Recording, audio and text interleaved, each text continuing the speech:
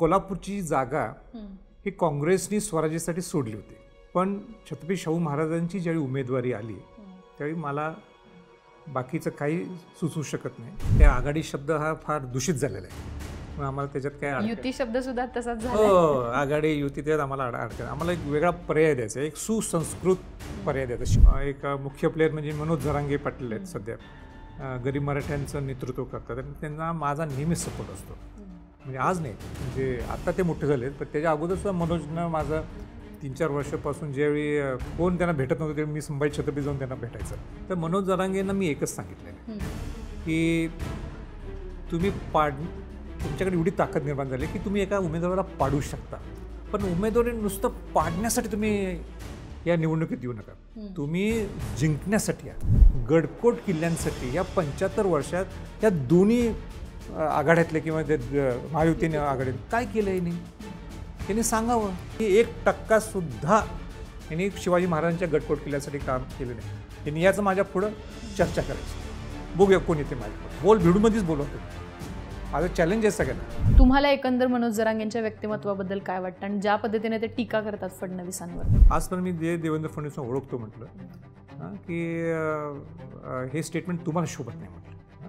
हे महाराष्ट्र आहे, इथं तू ह्या जातीचा आणि तू त्या जातीच्या पेक्षा तुमचं कर्तृत्व महत्त्वाचं आहे. आणि मी बोललो त्यांना, पण मला गर्वसुद्धा आहे की गर्व ह्याच्यासाठी आहे की माझा जो दृष्टिकोन होता विशाळगडचा, तो म्हणजे विशाळगड किल्ल्याचं अतिक्रमण काढणे. मला हिंदुत्व शब्द केव्हालाही माहीत नाही, पण हिंदवी स्वराज्य शिवाजी महाराजांनी स्थापित केलं होतं, ते माझी ती भूमिका 100% ती आहे. तुमच्यावरती भाजपची 2024ची बी टीम म्हणून आरोप होते.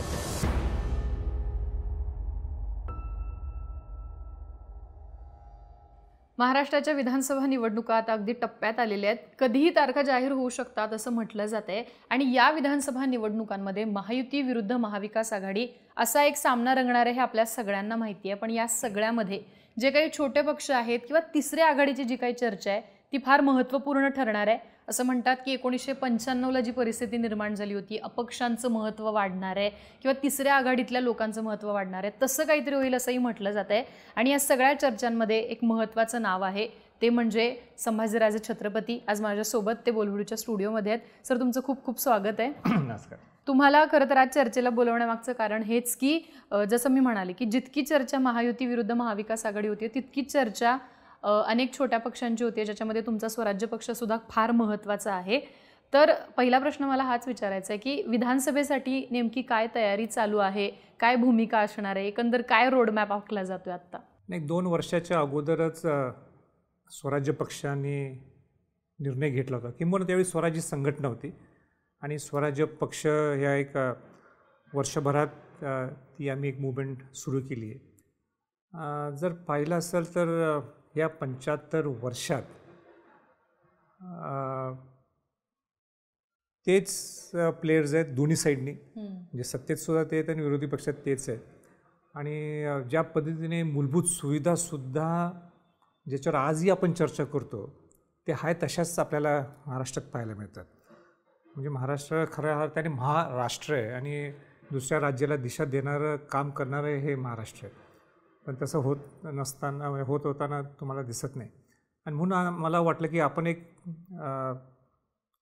एक नाविन्यपूर्ण म्हणा किंवा एक सुसंस्कृत पर्याय म्हणून म्हणा, अशा दृष्टिकोनातून माझं म्हणण्यापेक्षा स्वराज्य पक्षाने जायचं असं आम्ही नियोजन केलं होतं.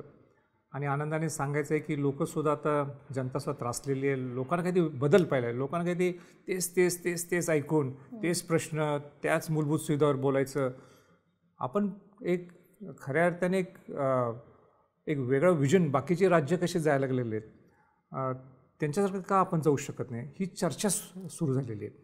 आज मला आपण सांगा, आपल्याला ज्या गोष्टी इन्फ्रास्ट्रक्चर लागतो एका राज्याला मोठं होण्यासाठी, ते आपल्याकडे सगळ्या गोष्टी आहेत. म्हणजे आपल्याकडं हवामान चांगलं आहे, आपल्याकडं पाणी आहे, आपल्याकडं रस्ते करण्यासाठी आपल्याकडे जागा भरपूर आहे. रस्ते नाही, ओव्हरऑल सगळं म्हणजे महाराष्ट्र घडवायचं असेल आपल्याकडे इन्फ्रास्ट्रक्चर तसं आहे. पण ज्या पद्धतीने झेप घ्यायला पाहिजे होती आपण त्या पद्धतीने अजून घेतलेली नाही असं स्पष्टपणाने मला सांगायचं आहे. आपण त्या सामाजिक, आर्थिक, किंबहुना धर्माच्या बाबतीतसुद्धा जे दुहेरीकरण जे चालू आहे त्याच्यातच आपण अडकू नये अजून. त्यातनं आपण कसं बाहेर पडू शकतो या दृष्टिकोनातून स्वराज्य पक्षाच्या माध्यमातून आमची ती वाटचाल राहणार आहे. आणि म्हणूनच एक वेगळा महाराष्ट्र घडवण्यासाठी, एक सुसंस्कृत महाराष्ट्र घडवण्यासाठी हा आमचा प्रयत्न आहे. पण या सगळ्यामध्ये आपण जर लोकसभेला बघितलं तर तुम्ही महाविकास आघाडीचे उमेदवार आहेत. तुमचे वडील शाहू महाराज छत्रपती यांना पाठिंबा दिला होता, त्यांच्यासाठी तुम्ही प्रचारात सुद्धा उतरला होतात. सो एकंदरीत असं वातावरण होतं की तुम्ही महाविकास आघाडीच्या सोबत आहात. पण लोकसभेची निवडणूक झाली, शाहू महाराज खासदार झालेले आहेत कोल्हापूरचे, आणि त्याच्यानंतर तुमची काहीशी भूमिका ना महायुती ना महाविकास आघाडी या कुणाच्याच बाजूने असलेली दिसत नाहीये. प्रांजळपणाने सांगायचं म्हटलं तर महायुतीच्या बरोबर तर मी निश्चित नव्हतोच. लोकसभेच्या अगोदर माझं म्हणजे स्वराज्य पक्षाचं बोलणं हे काँग्रेसशीच चालू होतं, हे काही नाकारता येत नाही. बरं. आणि मी जाहीरपणे केव्हा बोललो नाही, बऱ्याच ठिकाणी बोललो नाही, बऱ्याच ठिकाणी बोललो आहे सुद्धा. पण परत बोलबिडूच्या माध्यमातून मला परत सांगायचं आहे की कोल्हापूरची जागा ही काँग्रेसनी स्वराज्यासाठी सोडली होती. बरं. पण छत्रपती शाहू महाराजांची ज्यावेळी उमेदवारी आली त्यावेळी मला बाकीचं काही सुचवू शकत नाही, आणि म्हणून मी 2 पावलं मागं आलो आणि महाविकास आघाडीचा प्रचार केला. आणि छत्रपती शाहू महाराजांनी सुद्धा परवा सांगितलं की एका घरात आम्ही राहत असलो तरी 2 भूमिका, राजकीय भूमिका हे वेगळ्या असू शकतात. पण तितकंच मला सांगायचं आहे की विचार एकच आहे. जो शिवाजी महाराजांचा, शाहू फुले आंबेडकरांचा जो विचार आहे तो विचार सोडून तर आम्ही कुठे जात नाही. जर का माझं आत्ता महाविकास आघाडीशी जमत नसेल, महायुती जमत नव्हतंच, तर आता हे दोन्ही बाजूला ठेवायचं आहे. आणि तेच म्हणजे तेच लोक इकडे उड्या मारतात, तिकडे इकडे जातात. आता खऱ्या अर्थाने मला आपल्याला सांगायला सुद्धा काही हरकत नाही की छोटं गाव म्हटलं, मोठं गाव म्हटलं की आपण बुद्रुक म्हणतो, आणि छोटं गाव म्हटलं की खुर्द म्हणतो.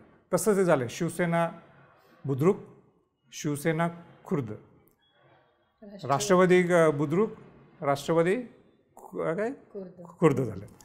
आता सगळे लोक आता लोकांना सगळ्यांना माहिती आहे, मग आपण काहीतरी वेगळं करू शकतो ना. शिवाजी महाराजांनी ज्यावेळी स्वराज्य निर्माण केलं त्यावेळी पहिला तोरणा जे जिंकलं 17 मावळ्यांना घेऊन, मुठभर मावळ्यांना घेऊन तोरणा ताब्यात घेतलं आणि स्वराज्य पेरलं.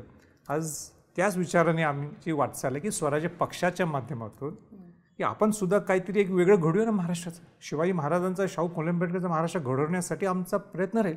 पण आता आपण जर लोकसभेच्या निकालात एकंदर मतदारांचा कल बघितला तर महायुतीला मतदारांनी सपशेल नाकारल्याचं दिसतं. अगदी विदर्भापासून ते पश्चिम महाराष्ट्रापर्यंत त्यांच्या अनेक जागा ज्या अगदी त्यांना सहज येतील असं वाटलं होतं, त्यांचे मंत्री असतील, अनेक महत्त्वाचे नेते असतील, या सगळ्यांनाच फटका बसला लोकसभेच्या निवडणुकीमध्ये. लोकांनी ज्या पद्धतीनं मोदींच्या विरोधात मतदान केलं, तसंच राज्यातल्या भाजपने ज्या पद्धतीनं पक्ष फोडले त्याच्या विरोधात मतदान केलं. महागाई आणि अनेक गोष्टींचा रोष होता.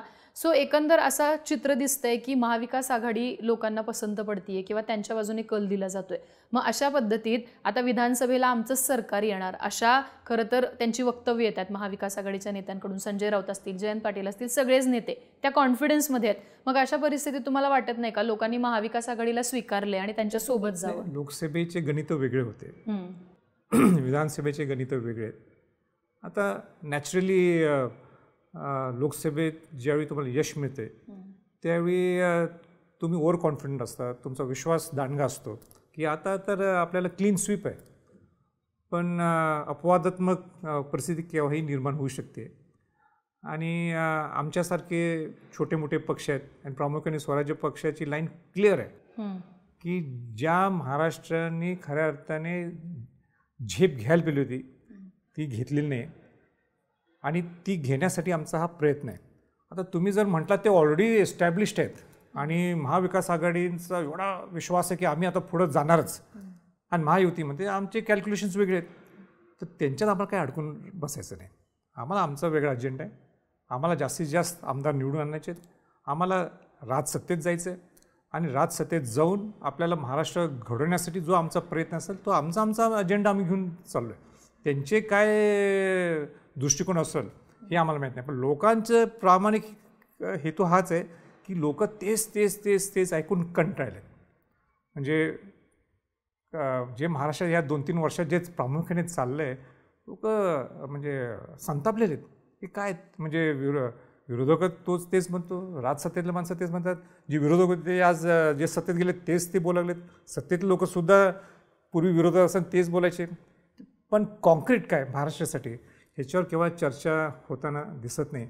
आणि आमचं ती लाईन तीच आहे की आपल्याला एक चांगला पर्याय, एक सुसंस्कृत पर्याय या स्वराज्य पक्ष आणि इतर छोट्या मोठ्या पक्षाच्या माध्यमातून त्याचा आमचा मानस आहे. तुम्ही गेल्या काही दिवसांमध्ये अनेक भेटीगाठी घेतात. तुम्ही बच्चू कडूंची भेट घेतली आहे, तुम्ही मनोज जरांगे पाटलांची सुद्धा भेट घेतलेली आहे आणि त्याच माध्यमातून राज्यामध्ये तिसरी आघाडी आकाराला येईल का, मग त्याच्यामध्ये प्रकाश आंबेडकर असतील, राजरत्न आंबेडकर असतील, अशा अनेकांची चर्चा सुद्धा चालू आहे की एक छोट्या पक्षांची एक मोळी बांधली जाईल आणि एक तिसरा पर्याय म्हणून उभं केलं जाईल. तर आत्तापर्यंत नेमक्या तिसऱ्या आघाडी संदर्भात काय चर्चा झालेल्या आहेत, कोणाकडून पॉझिटिव्ह रिस्पॉन्स आलेले आहेत आणि कसा अजेंडा असणार आहे?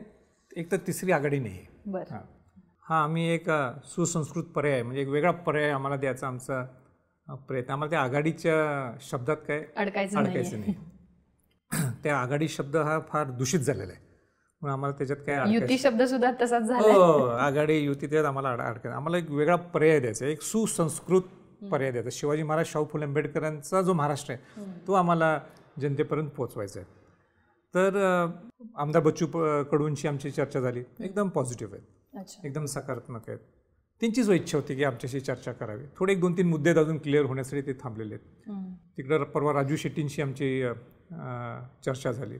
राजू शेट्टी यांनी ते बाकी सर्व अनेक शेतकरी संघटनेतील लोक, अनेक त्यांचे म्हणजे त्यांच्या विरोधातले सुद्धा शेतकरी संघटनेतील लोक त्यांना ते एकत्र करायला लागलेले आहेत. राजरत्न आंबेडकरांची आमची पॉझिटिव्ह चर्चा झालेली आहे. त्यांनासुद्धा एक आमचा नॅचरल अलायन्सेस आहे, म्हणजे बाबासाहेब आंबेडकरांचे ते पंतू असल्यामुळं, आम्ही शाहू महाराजांचं असल्यामुळं ते नॅचरल अलायन्स आहे, पण त्यांचीसुद्धा काय अडचण आहे.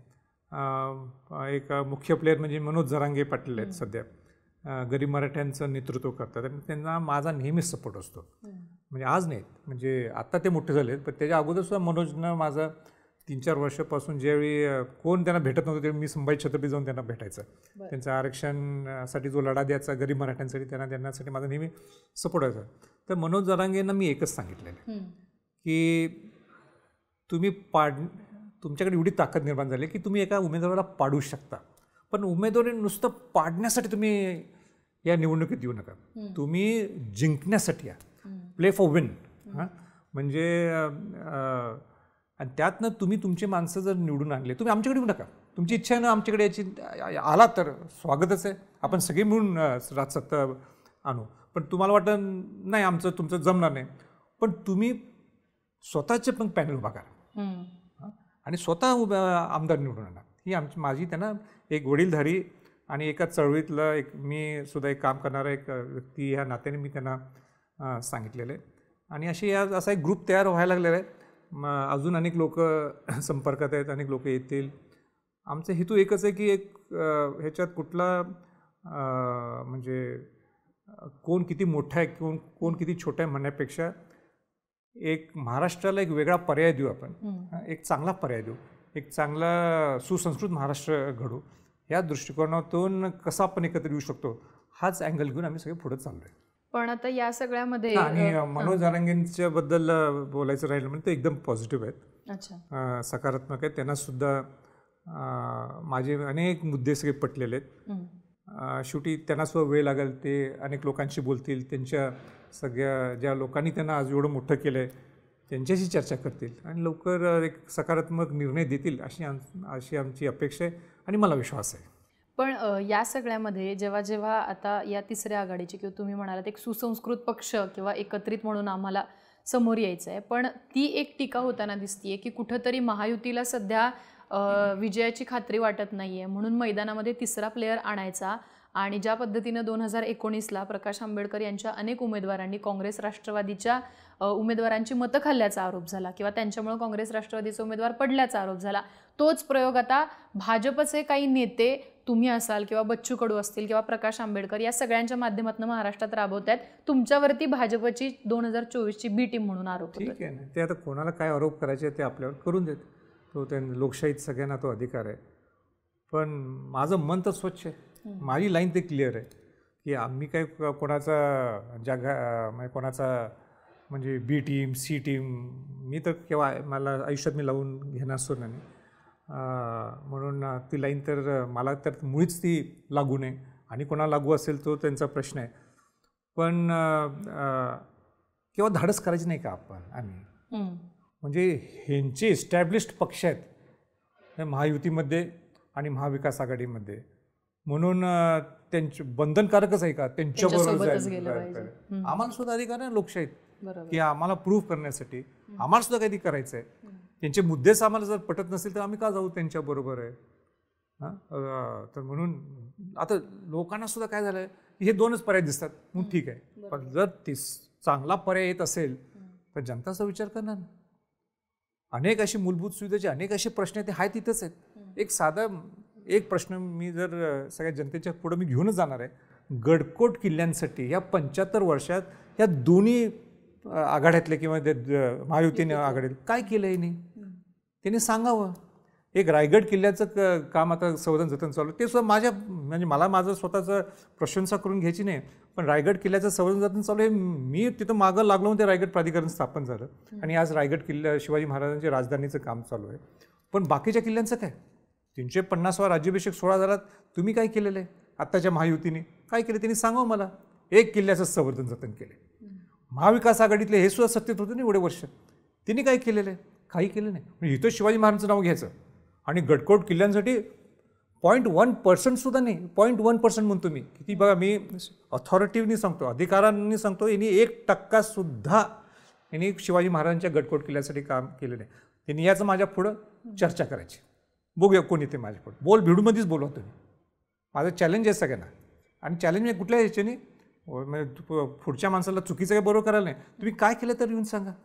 आणि हाच धागा पकडून मला जायचं आहे महाराष्ट्रात पुढं की ते जुने विषय काढण्यापेक्षा तुम्ही हा महाराष्ट्र खऱ्या अर्थाने पुढं कसं नेणार ह्याच्याबद्दल तुम्ही बोला. पण या सगळ्यामध्ये आता समजा निवडणुकीचे निकाल लागले आणि त्याच्यानंतर महायुती असेल किंवा महाविकास आघाडी यांना तुमच्यासारख्या छोट्या पक्षांचे काही आमदार निवडून आले असतील तर त्यांची गरज लागली तर तुमचा कल काय असेल कोणाच्या बाजूने जाण्याचा असेल. नाही तो तर मी काय केव्हा विचार केला नाही. आमचं एकच आहे जास्तीत जास्त आमदार निवडून आणावेत. ते आम्हाला सध्या दखलच घेत नाही तर त्याचा कशाला आम्ही विचार करू. आज आमचं एकच आहे की जास्तीत जास्त आमदार निवडून आणण्याचे आणि राजसत्तेत जाऊन बसायचं. राजसत्ता म्हणजे नेमकं तुम्हाला काय म्हणायचं आहे मला. राजसत्ता म्हणजे आमदार होणं आणि राज्य करणं आणि राज्य करून आपले प्रश्न मांडणे आणि आपल्या प्रश्नाच्या मांडण्यामधून लोकांची सेवा करणं हाच त्यातली ती राजसत्ता आहे. म्हणजे पूर्वीची राजसत्ता मी बोलत नाही माझा शब्द जरा वेगळा असेल मला माहीत नाही तो एकदम 350 वर्षाच्या अगोदर गेला काही मला कल्पना नाही. पण राजसत्ताचा अर्थ की आता सत्तेत येऊन विधानसभेच्या पटलावरती जाऊन सगळ्या गोष्टी झाल्या पाहिजेत लोकशाहीने सगळ्या गोष्टी झाल्या पाहिजेत. आता या सगळ्यामध्ये मराठा आरक्षणाचा प्रश्न हा पूर्वी सुद्धा होताच पण आत्ताच्या ज्या विधानसभा निवडणुका किंवा झालेल्या लोकसभा निवडणुका याच्यामध्ये मराठा आरक्षणाचा प्रश्न खूप गंभीर झाला. लोकांचा तीव्र संताप सत्ताधाऱ्यांवरती आणि तसाच विरोधकांवरती सत्ताधाऱ्यांवरती जरा जास्तच बघायला मिळाला कारण थेट निवडणुकीत ते इम्पॅक्टफुल ठरलं. आता सुद्धा मनोज जरांगे पाटलांच्या मागण्या अद्याप पूर्ण झालेल्या नाही आहेत त्यामुळे विधानसभेत सुद्धा मनोज जरांगे पाटील फार आक्रमक झालेले आपल्याला बघायला मिळतात. अगदी उमेदवार उभं करणार इथंपर्यंत ते आले. तुम्ही सुद्धा त्यांच्याशी चर्चा केलेली आहे. तर तुम्हाला काय वाटतं हा आरक्षणाचा प्रश्न खरंच सगळे सोयरीची अंमलबजावणी करण्यानं सुटेल का किंवा आता हैदराबाद गॅझेट लागू करणार अशी चर्चा चालू झाली आहे 2 दिवस झालं. हा प्रश्न नेमका कसा सुटणार आहे. प्रश्न सुटून अनेक फायदे होणार का हो होणार पण सगळेच फायदे मिळणार का ते सांगता येणार नाहीत. पण आरक्षण आपल्या हक्काचं आहे म्हणून हा तो लढा आहे. 1902ला आमच्याच पंजोबांनी राजर्षी छत्रपती शाहू महाराजांनी त्यावेळी बहुजन समाजाला आरक्षण दिलं होतं. अनुसूचित जाती जमाती ओबीसी आणि गरीब मराठ्यांचा त्याच्यात समावेश होता या 50% आरक्षण. तर मग आज परत ह्या सगळ्या समाजातल्या लोकांना का आरक्षण मिळू नये ही सिंपल लाईन आहे. आज गरीब मराठा हा त्रासलेला आहे. म्हणजे बाकीच्या माझ्या घराच्या पलीकडच्या लोकांना आरक्षण मिळते माझ्या घराच्या पलीकडच्या लोकांना सुविधा मिळतात मी सुद्धा त्यांच्यापेक्षा जास्त गरीब आहे. ही भावना तयार झालेल्यामुळं बरं ही भावना आजची नाही आहे अनेक वर्षापासून आहे. अण्णासाहेब पाटलांच्या जो पहिल्यांदा ज्यांनी बलिदान दिलं समाजासाठी त्यांच्यापासून आहे. मी स्वतः 2007-08 पासून मी ह्या लढ्यात आहे मला आजही आठवते की पहिल्यांदा जो आझाद मैदानला जो मोर्चा झाला तो मी माझ्या नेतृत्वाखाली आणि सगळ्या समाजातल्या सगळ्या संघटनेच्या लोकांच्या नेतृत्वाखाली तो झाला होता. ते पृथ्वीराज बाबा मुख्यमंत्री होते. त्यानंतर त्यावेळी आणि त्याच्यानंतर 2दा आरक्षण दिलं गेलं. शेवटचा दुसऱ्यांदा ज्यावेळी दिलं गेलं ते हायकोर्टात टिकलं, पण सुप्रीम कोर्टात टिकलं नाही. आणि आता परत त्याच पॅटर्नने SCBCच्या माध्यमातून आत्ताच्या सरकारने 10% आरक्षण वाढून दिलेले आहेत. आता सगळ्या लोक सुद्धा हुशार झालेले आहेत सोशल मीडियाच्या माध्यमातून की हे तेच आरक्षण जे तुम्ही दिलेले सामाजिक मागास सिद्ध करून हे टिकणार का, हा मोठा प्रश्न आहे. बरोबर. आणि म्हणून मनोज जरांगेंनी ज्या मागण्या पुढं आणलेल्या आहेत त्यामध्ये सगळ्याच मागण्या मला म्हणजे माझं पटते असं नाही, पण बहुतांश मागण्या माझ्या त्यांच्या बऱ्यापैकी सारख्या आहेत. पण त्यांची एक लाईन प्रामुख्याने एक चांगली आहे की तुम्ही एक अधिवेशन बोलवा, विधानसभेच्या पटलावर हा विषय ठेवा, कशा पद्धतीने तुम्ही आरक्षण देणार आहे सांगा, तुम्ही जे आरक्षण दिले हे कसं टिकवणार आहे, हे टिकणार नसेल तर मग जी मागणी आहे मनोज जरांगे 50%च्या आतल्या OBCमध्ये आम्हाला घ्या, कुणबी म्हणून द्या, त्याच्यावर तुम्ही चर्चा करा. ह्याच्यावर सगळे बाहेर चर्चा करायला हे सभागृहात एकदा चर्चा होऊन दे, हो तर हो नाही तर नाही, एकदा कळून दे सगळ्या पूर्ण सगळ्या समाजाच्या लोकांना समजून दे नेमकं काय भावना आहे. माझी भावना जर तुम्ही विचारले तर बहुजन समाजाला जे शाहू महाराजांनी आरक्षण दिलं, ज्या सगळ्यांना कव्हर केलं, तर त्या पद्धतीने तुम्हीसुद्धा ह्या गरीब मराठ्यांना आरक्षण देणं भाग्य लागते. आणि ह्या दृष्टिकोनातून एक मनोजचा मुद्दा चांगला आहे. एक म्हणजे सगळ्या मुद्द्यांच्याबद्दल सगळ्यात प्रमुख मुद्दा जो पसंत आहे तो म्हणजे एकदाच विधानसभेच्या सभागृहामध्ये ही चर्चा होणं गरजेचं आहे. या सगळ्यामध्ये मनोज जरांगे पाटील ज्या पद्धतीने आता राजकारणाविषयी बोलत आहेत किंवा देवेंद्र फडणवीस त्यांच्या अगदी टार्गेटवरती असल्याचं दिसतं. सातत्यानं ते देवेंद्र फडणवीसांनाच टार्गेट करतात आणि ते स्वतःसुद्धा फडणवीस असं म्हणतात की मलाच टार्गेट केलं जातं या सगळ्यामध्ये. तर ज्या पद्धतीनं एक आरोप असा होतो की त्यांच्या मागं कुठेतरी शरद पवारांचा हात आहे किंवा ते राजकीय महत्त्वाकांक्षेतनं या सगळ्या गोष्टी करतात. तर तुम्हाला एकंदर मनोज जरांगेंच्या व्यक्तिमत्वाबद्दल काय वाटतं आणि ज्या पद्धतीने ते टीका करतात फडणवीसांवर त्याबद्दल? नाही, टीकेच्या बाबतीत मी म्हणणार नाही. मी तर मनोजना नेहमी म्हणणार की व्यक्तिगत टीका कोणी एका लेवलच्या पुढं करू नये, हे मी या मताचं आहे. पण ते त्यातनं गेलेले आहेत. म्हणजे ज्यावेळी तो लाठीचार्ज झाला किंवा एक फायरिंग सुद्धा झालं आणि म्हणून ते अनुभव वाईट आहेत ते, म्हणून त्या दृष्टिकोन ते व्यक्तिगत टीका देवेंद्र फडणवीस यांच्यावर करत असतील. हा एक त्यातला भाग झाला. पण एकंदरीत तो दुसरा तुमचा काय प्रश्न होता पवार साहेबांच्या? पवार त्यांच्या मागे आहेत असा एक आरोप. एक जनरल एक परसेप्शन आहे की पवारसाहेब त्यांच्या मागं असण्याची शक्यता आहे. कारण का एक जनरली जो सत्तेतला माणूस असतो तो विरोधी पक्षातला माणूस सत्तेच्या माणसाच्या विरोधात काम करत असतो, सत्तेतला माणूस हा विरोधी पक्षाच्या नेत्याच्या काम करतो. एक जनरल परसेप्शन आहे. पण जेवढं मी मनोज जरांगेंना ओळखतो तो की मनोज जरांगे पाटील हा खरा म्हणजे तेल लावून तयार झालेला पैलवान आहे, म्हणजे कुस्तीसाठी तयार येतो. म्हणून असं कोणाच्या तो अडकल एका कुठल्या ते पक्षात असं मला वाटत नाही. आणि एवढं स्पष्ट भूमिका नाही तर घेणार नाही, अशा गोष्टी लपून राहत नाहीत. म्हणजे कोणाशी तर अंडर द टेबल कोणाशी तर काही ते संपर्क असला, संबंध असले, या गोष्टी लपून राहत नाही. ते केव्हा तरी आज नाही तर उद्या ते बाहेर पडणारच. जसं अनेक लोक मला म्हणतात की तुम्ही काय, जसं ते तुम्ही मला म्हटलं की देवेंद्र फडणवीसांचे असणारे तुमचे संबंध किंवा बी टीम म्हटला, हे काय लपून राहणार नाही, उद्या ते बाहेर पडतीलच ना. ते काही लपून राहण्याचा विषय नाही. तसंच मनोज जरांगेंचा सुद्धा मला विश्वास आहे की ज्या विश्वासाने समाजाने त्यांना आज नेता तयार केलेला आहे, एक समाजाची भूमिका तुम्ही मांडायची म्हणून त्यांना तो अधिकार दिलेला आहे. जसं मी पूर्वी माझ्याकडे असायचा तो, म्हणून ते लोकांचा विश्वास घेऊनच पुढे जातील हा माझा ठाम विश्वास आहे. मराठा आरक्षणाचा लढा जो आहे त्याच्यामध्ये अगदी आंदोलनं करणं असतील किंवा त्या संदर्भातले पर्याय समोर ठेवणं किंवा सरकारचा विरोध करणं, या सगळ्या गोष्टी तुम्ही सुद्धा केलेल्या आहेत गेल्या अनेक वर्षांपासून. पण मराठा आरक्षणाचा लढा ज्या पद्धतीने मनोज जरांगेंनी उभारला त्याला एक लोकांचं खूप मोठं बळ मिळालेलं बघायला मिळालं. कुठंतरी तुमच्या लढ्यापेक्षा त्यांचा लढा जास्त मोठा झाला किंवा तुमचं त्याच्यामध्ये महत्त्व कमी झालं असं तुम्हाला वाटतं? नाही, तुलना तशी करणं चुकीचं आहे. एक तर मी बाहेर का पडलो, कारण का मी शिवाजी महाराज शाहूंच्या घराण्यातलं आहे आणि शाहू महाराज माझ्या पंजोबांनी ते आरक्षण दिलं होतं. माझी ती जबाबदारी, माझं कर्तव्य आहे म्हणून मी पूर्ण महाराष्ट्रावर पिंजून काढला. आणि मी नेतृत्वासाठी नाही तर एक जनजागृती, समाजाला तुम्हाला आरक्षण मिळालं पाहिजे ही जनजागृती करण्यासाठी मी आणि सगळे अनेक संघटनेतले लोक होते, मी एकटा नव्हतो. आम्ही शिवशाहू दौरा केला होता आणि तो एकदम यशस्वी झाला. जनजागृती आम्ही केली पूर्ण, की हा विषय आपोआप आला नाही. जसं अण्णासाहेब पाटलांनी तो पहिलं नेतृत्व केलं, त्यानंतर मग आमच्यासारखे अनेक लोक त्याच्यात आले. त्याच्याच पाठोपाठ मनोज जरांगेंचं उदय झाला. म्हणजे ते उलटं पहिल्या 3-4 आरक्षणाला दुसरा कुठला नेता गेला नाही, त्यांना भेटला, मीच गेलो त्याला. म्हणजे आत्ताचे परवाचं लाठीचार्ज व्हायच्या अगोदर. आज ज्यावेळी मनोज जरांगे पाटील हा गरीब मराठ्यांच्यासाठी लढा उभा करतो, त्यांना ताकद देण्याचं काम आमचं आहे.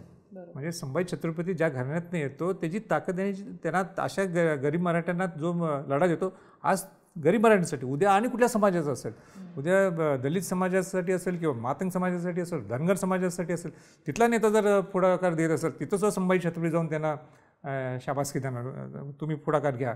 शेवटी शाहू महाराजांनी सुद्धा सांगितलं आपल्या जातीवर निश्चित प्रेम पाहिलं आहे, पण सगळ्यांना घेऊन सुद्धा जायला पाहिजे. हा त्यातला दुसरा.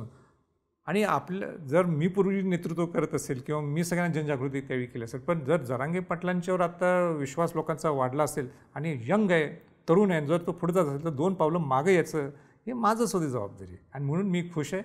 उलटं सगळ्यांनी एकत्र येऊन हा लढा द्यायला पाहिजे ही मी या मताचं आहे. नक्कीच.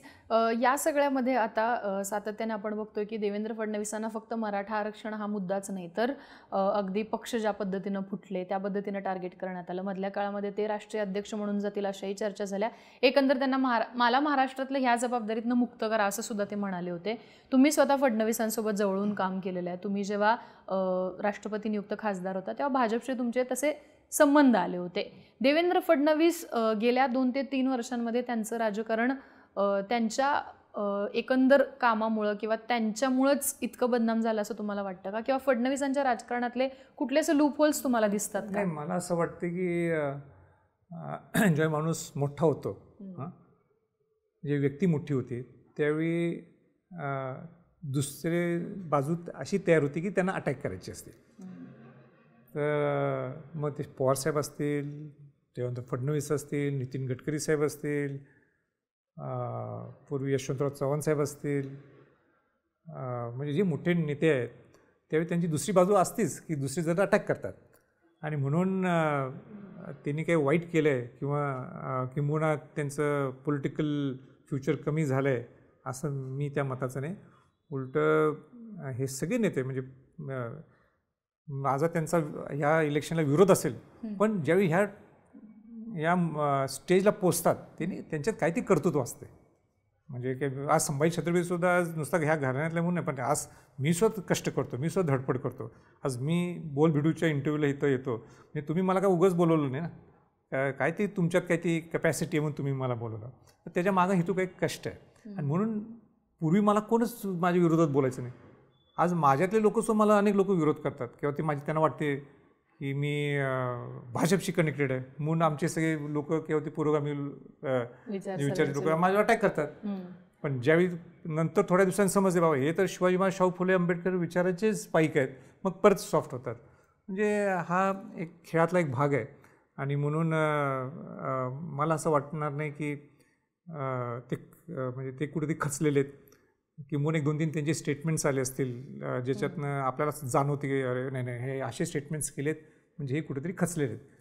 तर माणसाचं नेहमी एक ग्राफ किंवा ते वर खाली होत असतो, त्यातला तो एक सॉफ्ट पिरियड किंवा एक वीक टाईम असेल, त्यातनं ते बोलून गेले असते. मध्यंतरी एकदा ते बोलले की मी ब्राह्मण नाही म्हणून मला अटॅक करतात. मी त्यांना फोन केला, म्हटलं असं बोलू नका.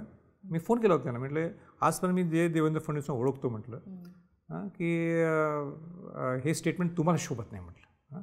हे महाराष्ट्र आहे, इथं तू ह्या जातीचा आणि तू त्या जातीच्या पेक्षा तुमचं कर्तृत्व महत्त्वाचं आहे. आणि मी बोललो त्यांना. आज पवारसाहेब असतील किंवा हे मोठे मोठे नेते असतील ते मॅच्युअर्ड आहेत. आज महाराष्ट्र त्यांच्याकडे मोठ्या नजरेने पाहते. जरी आमचा त्यांचा आत्ता सध्या विरोध असेल तरी. बरोबर.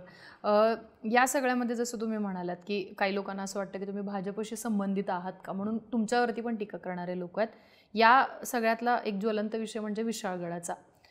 तुम्ही ज्या शाहू महाराजांचे वंशज आहात त्यांचं सगळ्यांना एकत्रित करून राहणं किंवा तो जो शाहू महाराजांचा विचार आहे तो सगळ्या महाराष्ट्राने पाहिला आहे, पण ज्या पद्धतीनं विशाळगडावरती आंदोलन झालं तुम्ही त्याचं नेतृत्व केलं आणि त्याच्यानंतर तुमचे वडील कोल्हापूरचे खासदार असेल त्यांनीसुद्धा या सगळ्या गोष्टींचा निषेध केला. आणि या सगळ्यामध्ये एक गोष्ट महत्त्वाची समोर आली होती ते म्हणजे ज्या ठिकाणी ॲक्च्युअल अतिक्रमण आहे तिथं लोकांनी आंदोलकांनी दगडफेक वगैरे न करता खाली जी काही एक मुस्लिमवाडी म्हणून गाव होतं तिथं दगडफेक झाली, तिथल्या लोकांना त्रास झाला.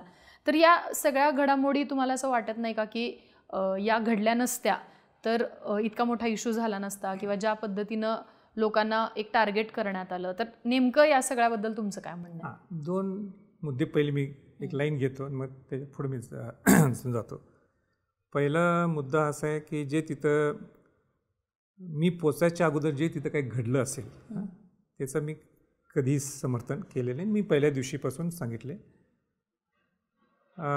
दुसरा मुद्दा मोठ्या महाराजांनी माझ्या आक्रमकतेच्यावर निषेध केला, तो त्यांचा अँगल होता, बरोबरसुद्धा असेल. पण मला गर्वसुद्धा आहे की गर्व ह्याच्यासाठी आहे की माझा जो दृष्टिकोन होता विशाळगडचा तो म्हणजे विशाळगड किल्ल्याचं अतिक्रमण काढणे. हां, आता अतिक्रमण काढायचं म्हणजे तिथं कोणाचं अतिक्रमण काढायचं होतं? हे काय एका धर्माचं होतं? नाही. इथं हिंदू धर्मातल्या लोकांचं सुद्धा अतिक्रमण होतं, इथं मुस्लिम धर्मातल्या लोकांचं सुद्धा अतिक्रमण होतं. ज्या विशाळगड किल्ल्यांनी शिवाजी महाराजांना रक्षण केलं, किंबहुना तिथं शिवाजी महाराजांच्या नातवांचा राज्याभिषेक सुद्धा तिथं झाला, जिथं शिवाजी महाराज, संभाजी महाराज, राजाराम महाराज, ताराराणींचे पुत्रांचं वास्तव्य तिथं होतं. अशा ठिकाणी जर आपण त्या किल्ल्याची पावित्र्यता पाळत नसेल तो आवाज उठवणं हा माझं काम आहे. पण हे काम माझं आज नाही आहे, ही 15-20 वर्ष मी गडकोट किल्ल्यांसाठी मी काम करतो आणि माझी उलटं सगळ्यांना आव्हान आहे, कोणी सांगावं दुसरं कोण करते महाराष्ट्रात, कोणी करते. पण मी जर चांगलं काम करत असेल तर कशाला ते जाती रंग त्याला द्यायचं, हे बरोबर आहे का? म्हणजे मी माझ्या कुठलाही तुम्ही माझ्या ह्याच्यात तुम्ही बघा कुठंही मी असं बोललो नाही जिथं हे 2 ह्याच्यात काहीतरी मी हे उलटं माझा स्वभावच आहे, माझा ट्रॅक रेकॉर्ड आहे की मी सगळ्या 18 पगड जात 12 बोलत ना आणि बहुजन समाजातल्या लोकांना एकत्र घेऊन जाण्याचं दृष्टिकोन होतं. म्हणून जी भूमिका मी घेतली होती आणि ज्याचे साक्षीदार जिल्हाधिकारी स्वतः आहेत, ज्याचे साक्षीदार स्वतः पोलीस प्रमुख आहेत, त्यांनी एकदाही सांगावं म्हणजे स्पष्टपणाने संभाजीराजांची भूमिका काय होती. त्यांनी थोड्या गोष्टी टप्प्याटप्प्याने हाताळल्या असते तर हा विषय झाला नसता. माझा एक अग्रलेखसुद्धा नंतर मी सगळ्या पेपरनं आलेलं आहे, त्यात सगळी भूमिका क्लिअर आहे. पण विशाळगड शिवाजी महाराजांचा किल्ला आणि अनेक असे किल्ले हे वाचावेत हा माझा निश्चित प्रयत्न राहणार ह्याच्या पुढे सुद्धा. या सगळ्यामध्ये ज्या हिंदुत्वाच्या भूमिकेबद्दल सातत्याने चर्चा होते, म्हणजे भाजपकडून नितेश राणे असतील किंवा प्रवीण दरेकर असतील असे नेते ज्या पद्धतीनं त्या हिंसक प्रवृत्तीचं किंवा या सगळ्या गोष्टींना कुठेतरी बढावा द्यायचं काम करतात असा एक आरोप केला जातो. मग या नेत्यांची जी काही भूमिका आहे त्याच्याशी तुमची फारकत आहे का आणि तुमच्या हिंदुत्वाची नेमकी व्याख्या काय? माझं हिंदुत्व म्हणजे हिंदवी स्वराज्य जे शिवाजी महाराजांचं होतं ते माझं आत्ताच्या तुमच्या शब्दातलं हिंदुत्व. मला हिंदुत्व शब्द केव्हालाही माहीत नाही, पण हिंदवी स्वराज्य शिवाजी महाराजांनी स्थापित केलं होतं ते माझी ती भूमिका 100% ती आहे. अनेक लोक फार टोकेचं बोलतात, हां, मग कोणी असेल त्यातलं, मग वेगवेगळ्या समाजातले असतील, वेगवेगळ्या धर्मातले लोक असतील, हे अजिबात बरोबर नाही. मी त्या मताचा नाही, मी जराही समर्थन करत नाही. आणि ज्यावेळी तुम्ही एका स्टेजवर पोचता की तुम्ही बेजबाबदारपणाने किंबहुना शब्दाची फेक ही सांभाळून ही करणं गरजेचं आहे. आणि म्हणून अजिबात मला सपोर्ट नाही अशा लोकांना जे असे फटकून कधी बोलतात दुसऱ्या समाजाचं मन दुखवलं जातं. बरोबर. या सगळ्यामध्ये आता अगदी शेवटचा प्रश्न, तुम्ही महाराष्ट्रभर फिरताय, लोकांच्या काय भावना आहेत एकंदर? जे चित्र आम्हाला दिसतंय की महायुती विरोधात प्रचंड रोष आहे लोकांचा किंवा जी पक्ष फोडाफोडी आहे ती आवडलेली नाही, पण दुसरीकडं महाविकास आघाडीकडून सुद्धा तितक्या ठोसपणे काही गोष्टी मिळतील याची सुद्धा लोकांना अजून खात्री असताना दिसत नाहीये. तर एकंदर तुम्हाला काय चित्र दिसतंय? तुमच्या जी एक तो प्रयत्न चालू आहे की सगळ्या छोट्या पक्षांना एकत्रित करणं, त्याला किती यश मिळेल, काय वाटतं तुम्हाला? नाही, अस्वस्थ प्रचंड आहे. लोकांना एक वेगळा महाराष्ट्र बघायचं आहे, एक वेगळा पर्याय पाहायचा आहे. कारण का मगाशी जसं मी म्हटलं, शिवसेना राष्ट्रवादी बुद्रुक आणि शिवसेना राष्ट्रवादी खुर्द तेच आहेत. काय केव्हा एकत्र येतील ते सुद्धा माहीत नाही. आणि परत तेच विषय, तेच मुद्दे घेऊन बोलणार. आपण महाराष्ट्राला नाविन्यपूर्ण पद्धतीने कसं प्रमोट करणार, कसं प्रोजेक्ट करणार, ह्याच्याबद्दल कोण चर्चा करत नाही. आज तुम्ही भाषणं बघितलं, बहुतांश भाषणं सगळे अशा पद्धतीने. पण महाराष्ट्र वेगळा कसा नेऊ शकतो आपण? नुसतं शाहू फुले आंबेडकर म्हणून काय उपयोग? बरोबर. ज्या पद्धतीने शाहू महाराज हे विजनरी लीडर होते, महात्मा फुले विजनरी होते, बाबासाहेब आंबेडकर विजनरी होते, त्या विजनरीचा आपण केव्हा एक दिशा देणार आहे महाराष्ट्राला? ह्या दृष्टिकोनातून सामान्य माणसांच्या मध्ये ते मत परिवर्तन व्हायला लागलेलं आहे. आणि त्या ठिकाणी स्वराज्य पक्ष असेल किंबहुना आणि छोटे पक्ष असतील, हे सगळे एकत्र आल्यावर एक पर्याय निश्चित होणार आहे. मी विश्वासाने एवढं सांगू शकतो तुम्हाला की बोलबिडूमध्ये पुढच्या वेळी तुम्ही स्वराज्य पक्षाच्याबद्दलच चर्चा करणार. म्हणजे आज तुम्ही जर कॅल्क्युलेट केलं असेल तर तुम्ही महायुती आणि महाविकास आघाडी जास्त तुमच्या तोंडातनं आलं, किंवा साहजिकच आहे डॉमिनेट करायला. पण पुढच्या बोलबिडूच्या माझ्या इंटरव्ह्यूमध्ये तुम्हाला स्वराज्य पक्ष ह्याच्यावरच तुम्ही जास्त चर्चा कराल इतका मला पूर्ण विश्वास आहे, आणि तुम्ही बोलवाल मी अशी अपेक्षा करतोय. नक्कीच सर, तुमचं खूप खूप धन्यवाद या सगळ्या मुद्द्यांवरती चर्चा केल्याबद्दल, आणि तुम्हाला विधानसभेच्या निवडणुकीच्या शुभेच्छा सुद्धा.